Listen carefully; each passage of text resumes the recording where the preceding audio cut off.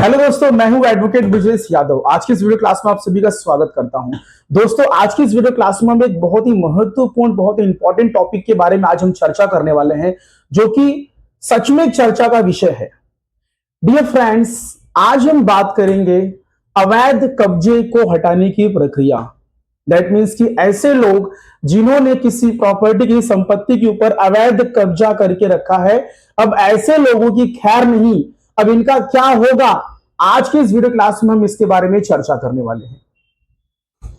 Dear friends, समझो कि एक उदाहरण के तौर पर आपकी कोई एक प्रॉपर्टी है, जमीन है, संपत्ति है, जिसके ऊपर किसी एक व्यक्ति ने अवैध कब्जा करके रखा है। जबरन, इलीगल पोजीशन, अवैध कब्जा करके रखा है, और उस व्यक्ति को कई सारे लोगों का सपोर्ट है। जैसे कि वह व्यक्ति जहां का, जिस एरिया का, जिस लोकल एरिया का है, उस एरिया के जो भी सरपंच, मुखिया या फिर जो प्रधान बोलेंगे वो, या फिर वह व्यक्ति खुद एक बाहुबली है, धन और बल के मामले में बहुत एक्सपर्ट है, और उस व्यक्ति को राजनीतिक सपोर्ट है, और उस व्यक्ति का पुलिस स्टेशन में थोड़ा बहुत दबदबा और उसकी पहचान, उसकी सेटिंग भी है। अब ऐसे मामले में इस प्रकार के व्यक्ति को आपके कब्जे में से, जो आपकी जमीन, जो आपकी संपत्ति, आपकी जो प्रॉपर्टी है, उसमें से ऐसे व्यक्ति को कैसे हटाया जाए, इसकी कानूनी प्रक्रिया क्या है, इसके बारे में आज हम इस वीडियो क्लास में डिटेल में चर्चा करने वाले हैं। डियर फ्रेंड्स, हमारे नए आपराधिक कानून में एक नया सेक्शन आया है, एक नया प्रोविजन, एक नई धारा जोड़ दी गई है, जिसका नाम है, जिस नंबर का, जिस सेक्शन धारा का नाम है 111 111 sub clause 7, 111 clause 7।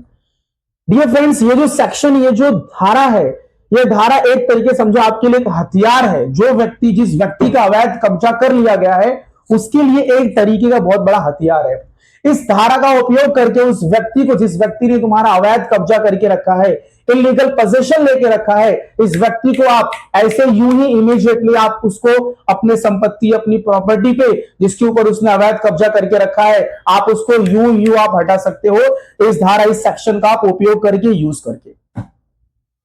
Dear friends, ये धारा, ये सेक्शन क्या कहती है? यदि किसी व्यक्ति ने किसी संपत्ति, चल संपत्ति या फिर अचल संपत्ति, मोरल प्रॉपर्टी या फिर इमोरल प्रॉपर्टी पर अवैध कब्जा करके रखा है, और वो प्रॉपर्टी उसकी नहीं है, और उस व्यक्ति के पास कोई ऐसा दस्तावेज, कोई ऐसा कोई डॉक्यूमेंट्स भी नहीं है कि वो बता सके कि यह प्रॉपर्टी, यह संपत्ति उसके पास कैसे आई है, वो किस तरीके से इस प्रॉपर्टी के ऊपर कब्जा करके रखा है, उसका कोई सोर्स, स्रोत नहीं उसे पता है कि उसके पास ये प्रॉपर्टी कहां से कैसे आई है, इस चीज की वह जानकारी नहीं दे पा रहा है। तो ऐसे में इस व्यक्ति को हटाना बहुत ही आसान है। डियर फ्रेंड, सबसे पहले आपको करना क्या है मालूम है क्या? सबसे पहले आपको, आपका जो भी पुलिस स्टेशन, आपका जो लोकल जो पुलिस स्टेशन है, वहां पे जाके आपको एक कंप्लेन, एक आपको दरख्वास्त लगानी है। उस पुलिस स्टेशन का जो एसएचओ या फिर एसओ साहब है, या फिर officer in-charge of a police station, उनके पास आपको एक कंप्लेन आपको दर्ज करने का, आपको दरख्वास्त लगानी है कि आपके मामले में आपकी ये प्रॉपर्टी, आपकी ये संपत्ति है, इस व्यक्ति के ऊपर फला, इस व्यक्ति ने कब्जा करके रखा है, और इस व्यक्ति को उस गांव के, जहां पे आपकी संपत्ति है, उस गांव के आसपास के लोगों का, जो बाहुबली है, जो डॉन है, जो अपने आप को वहां का गुंडा समझते हैं, या फिर जो भी समझो आप, सरपंच, मुखिया, प्रधान, जो भी है, उन लोगों का इसको सपोर्ट है, सहयोग है, उनके बल पर इस व्यक्ति ने हमारी जमीन के ऊपर कब्जा बनाए रखा है। सो दोस्तों, उस वो जो अवैध कब्जा है, उसके ऊपर एक तरीके से जिस व्यक्ति ने कब्जा करके रखा है, उसको बहुत सारे लोगों का सपोर्ट है। दैट मीन्स कि जितने भी लोग उसको, उस अवैध कब्जे को करवाने में सहयोग, सपोर्ट कर रहे हैं, एक तरीके का यह एक अपराध है, संगठित अपराध। दैट मीन्स कि सिंडिकेट क्राइम, एक ऑर्गेनाइज्ड एक क्राइम है। इसमें जितने भी लोगों का इसके अंदर सहयोग होगा, सबके सब जेल जाएंगे, सबको पनिशमेंट मिलेगी, सबके सब जेल जाएंगे। तो संगठित अपराध में जो भी है, सबके सब जेल जाएंगे, सबके ऊपर मुकदमा दर्ज किया जाएगा। तो दोस्तों, आपने एप्लीकेशन लगा दी पुलिस स्टेशन में,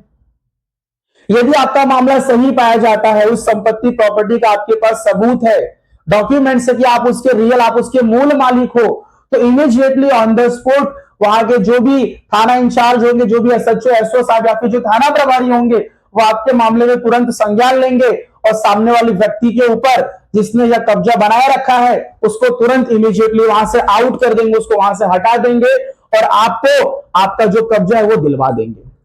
बट कभी कभी ऐसा भी होता है, मैंने क्या कहा कि वह जो व्यक्ति जिसने कब्जा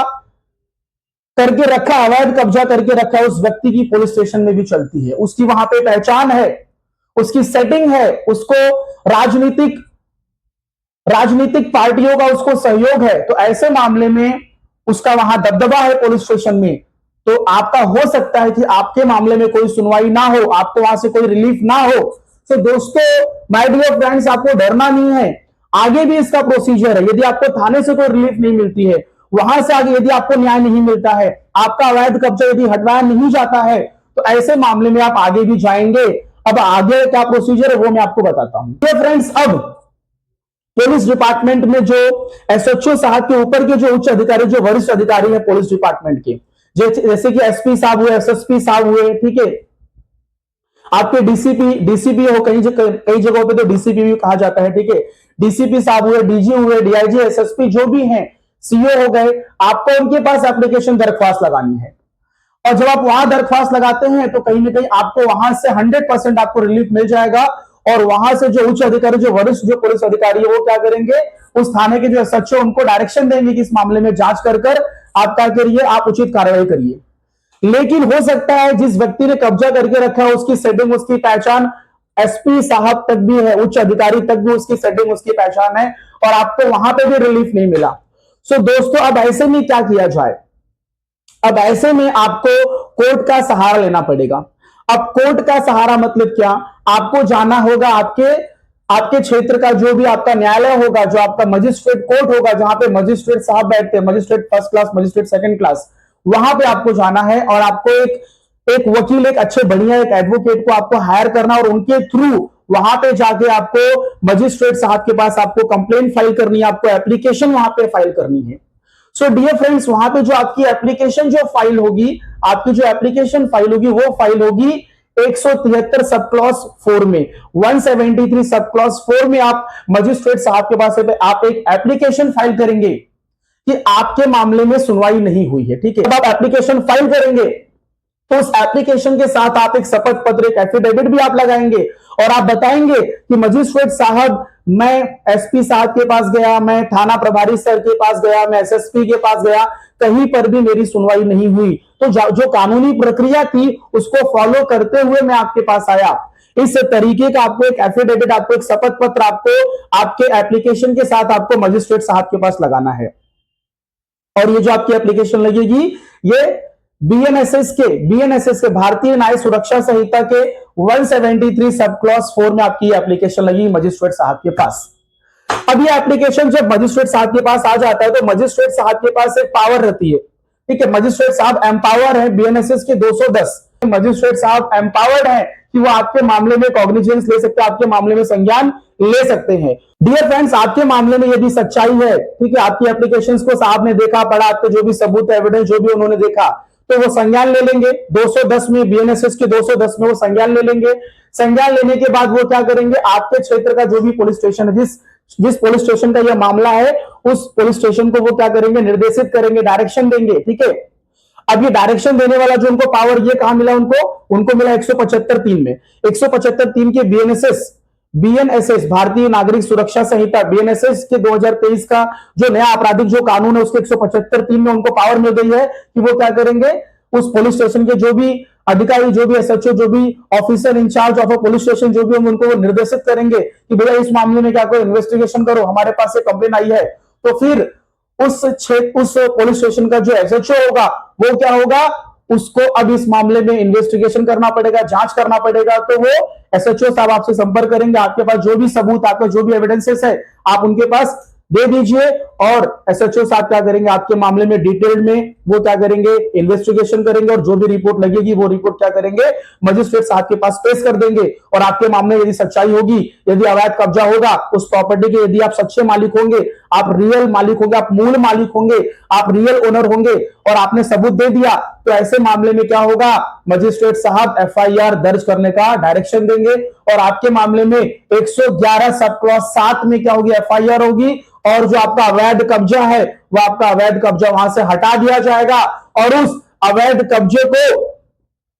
अवैध कब्जों को वहां पे बनाने में जितने भी लोगों का सहयोग होगा, जितने भी लोगों का वहां पे कंट्रीब्यूशन होगा, सबके सब लोग दोषी माने जाएंगे और सबके ऊपर कार्रवाई होगी सेक्शन 111 सब क्लॉज 7 में।